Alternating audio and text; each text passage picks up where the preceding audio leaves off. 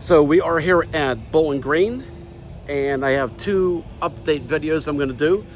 The first one today, we're going to talk about what happened to get up to this point right here before Bowling Green. So I went out and actually tested 3 separate times before I got to Bowling Green. And I got to apologize because I don't have my regular camera here, so I'm just doing this with my cell phone. It's been kind of crazy. So I've had a couple bugs I just had to figure out. The first time I went out, the transmission wasn't shifting right into first and second to third gear.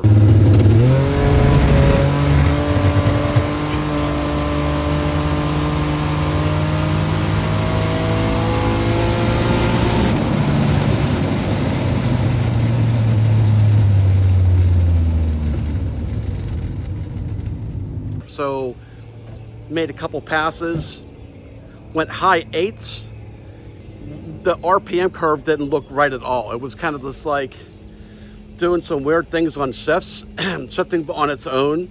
It wasn't following my commanded shift commands for wide open throttle, and really couldn't find anything out of the ordinary. All the transmission fluid looked good.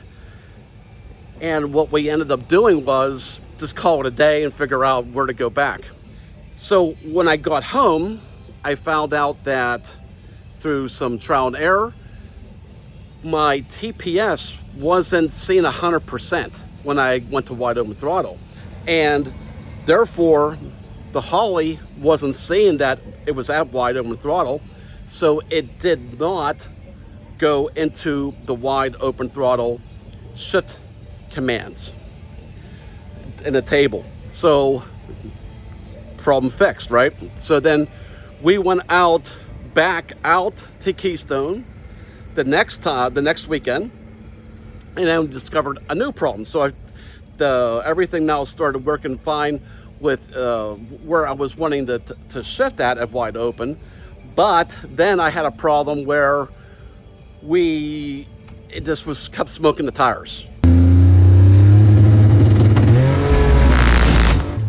And also, boost didn't look right, meaning it was coming in way too early from what I was putting on the dome, and it just was running too much boost.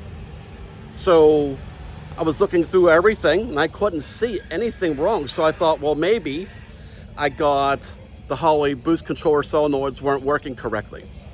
So there is a fill and a vent solenoid there. And when I looked, I made sure to see if I had any of my lines were off or anything. Everything was good.